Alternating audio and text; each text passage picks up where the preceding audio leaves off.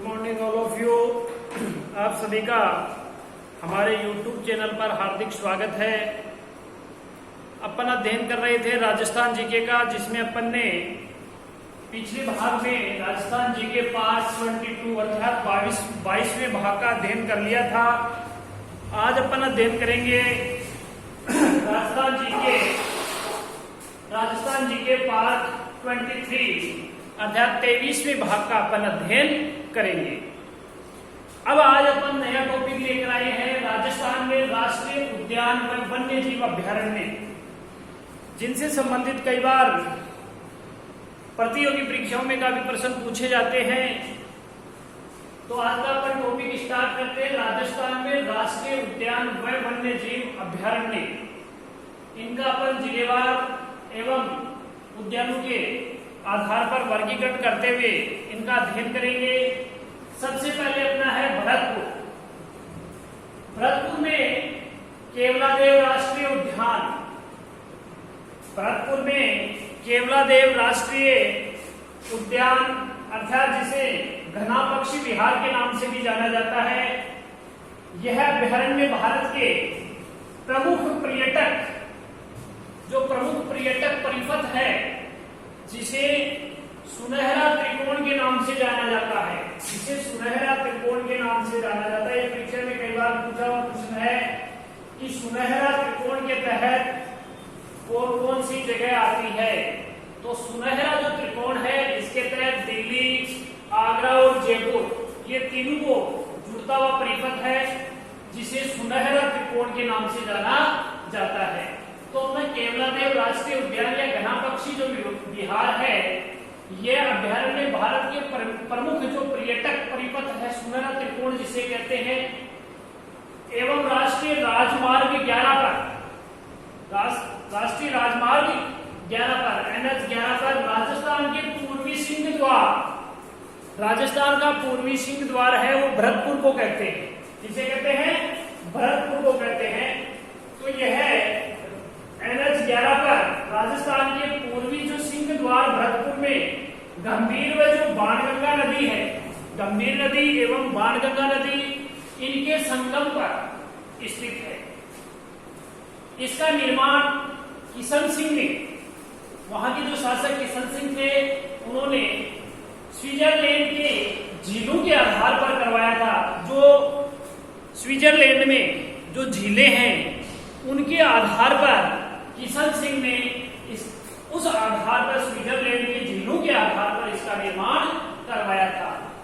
इसे 1956 में अभ्यारण्य तथा 26 अगस्त 1981 में राष्ट्रीय उद्यान का जो दर्जा है वो मिला था। अर्थात 1956 में पक्षी अभ्यारण्य का एवं 26 अगस्त 1981 में राष्ट्रीय उद्यान अर्थात राजस्थान का दूसरा वह सबसे छोटा ये अभ्यारण्य है, जिसमें 28.73 वर्ग किलोमीटर राष्ट्रीय उद्यान है। अर्थात ये 1956 में पक्षी अभ्यारण्य बना एवं 26 अगस्त 1981 में राष्ट्रीय उद्यान का इसे दर्जा प्राप्त हुआ। और ये राजस्थान का दूसरा सबसे छोटा जिसका जो क्षेत्रफल है वो 28.73 यानी 28.73 अर्थात 28.73 वर्ग किमी है, राष्ट्रीय उद्यान है। तथा 1985 में यूनेस्को के द्वारा विश्व प्राकृतिक धरोहर की सूची में शामिल कर लिया गया है। ये यहाँ पे परीक्षा की दृष्टि से ये इंपॉर्टेंट बनता है कि 1985 में इसे यूनेस्को के द्वारा विश्व प्राकृतिक धरोहर में शामिल कर लिया गया है। इसके मध्य में शिव का मंदिर है, जो यह अभ्यारण्य बना हुआ है। इसके बीच में शिव है, शंकर भगवान है, जिनका मंदिर है। इसलिए क्योंकि शिव है, उनका जो मंदिर वहां है वो केवलादेव है, इसलिए इसका नाम केवलादेव अभ्यारण्य पड़ा। क्योंकि वहां पे जो ये अभ्यारण्य है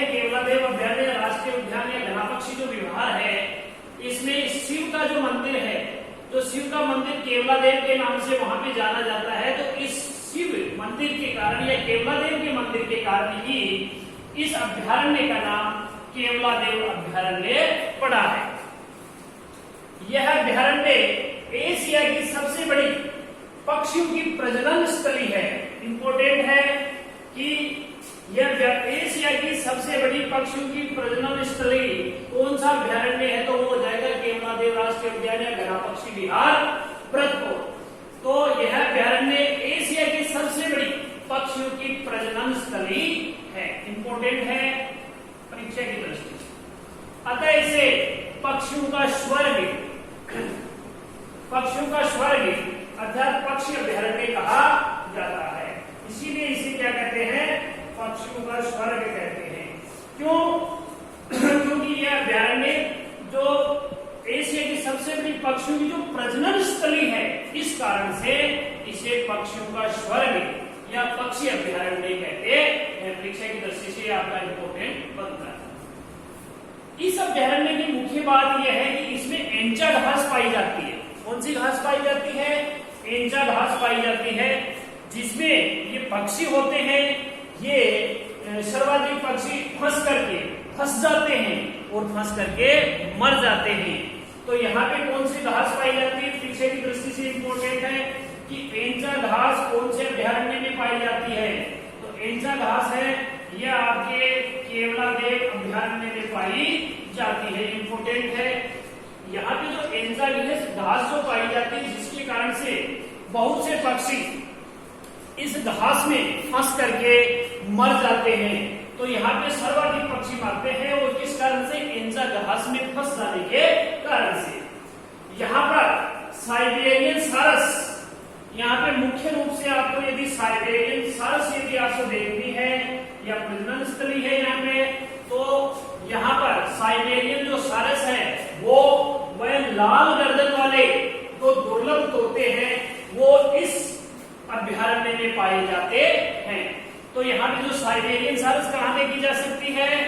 केवलादेव अभ्यारण्य में, तथा वहां पे इसके साथ ही लाल गर्दन वाले जो दुर्लभ तोते हैं वो यहाँ पे देखने को मिलते हैं। यहाँ पर हाल ही में राज्य की प्रथम वन्य जीव प्रयोगशाला स्थापित की जा रही है। राज्य की पहली या प्रथम वन्य जीव प्रयोगशाला है, वो कहाँ पे स्थापित की जा रही है?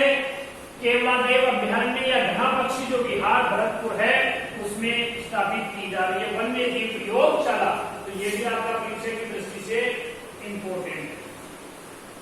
यह विश्व के 10 शीर्ष अभ्यारण्यों में शामिल है। विश्व के टॉप 10 जो अभ्यारण्य है उनमें केवलादेव अभ्यारण्य शामिल है। शीर्ष टॉप के जो 10 अभ्यारण्य है उनमें ये शामिल है। इसके साथ देखिए रावली टोडगढ़ वन्य जीव अभ्यारण्य।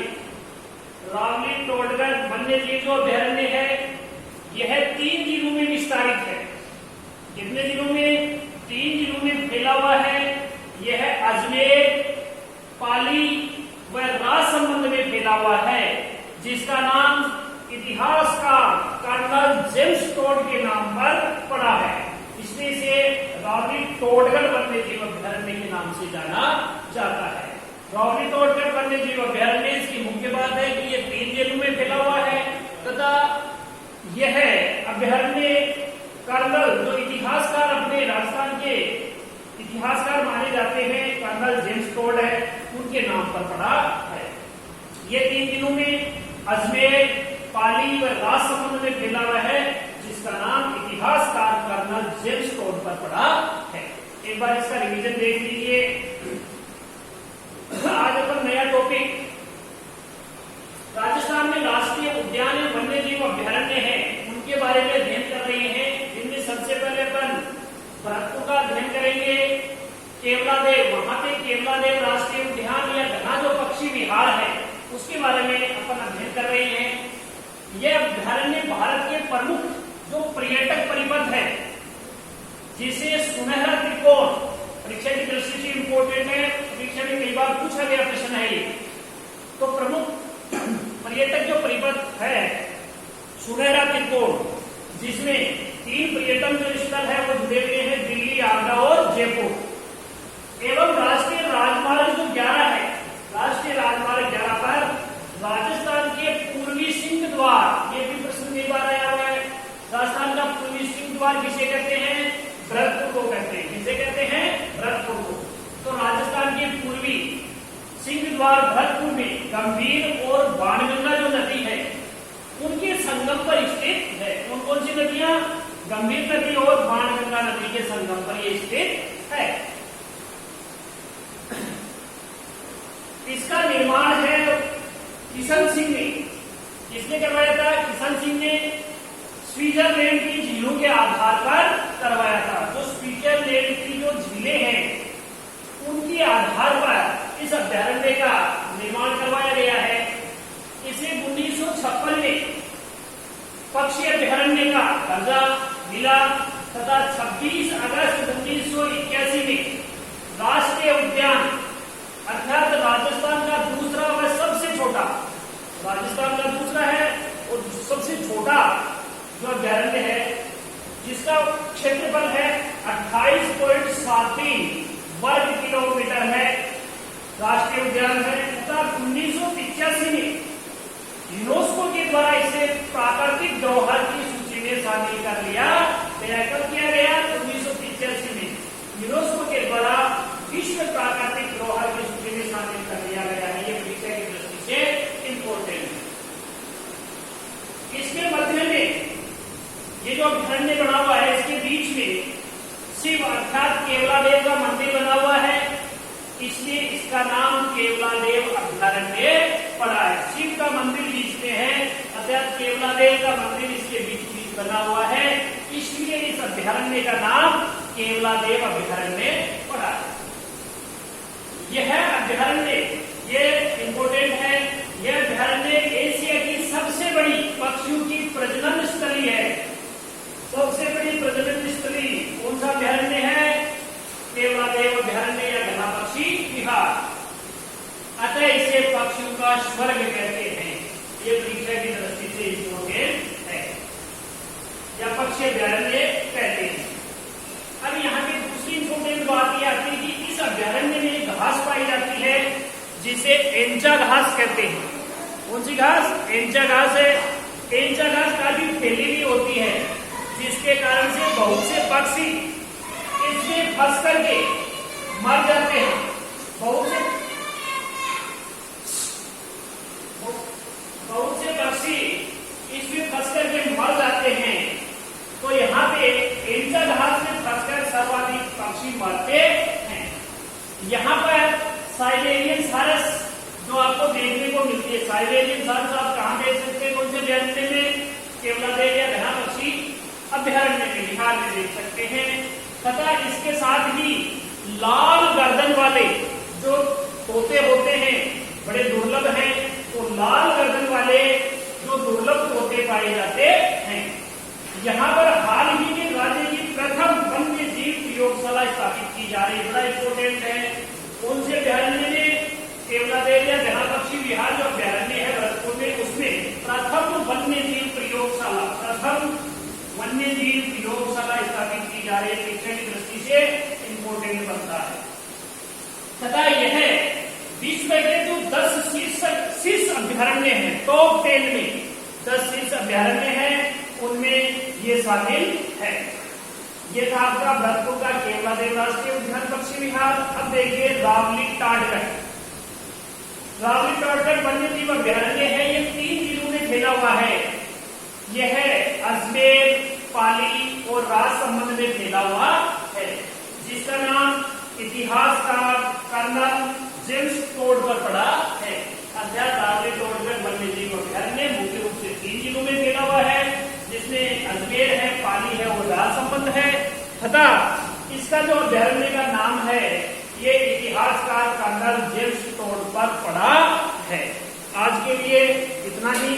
शेष अध्ययन अपन नेक्स्ट वीडियो में करेंगे। जब तक के लिए धन्यवाद। जय हिंद, जय भारत।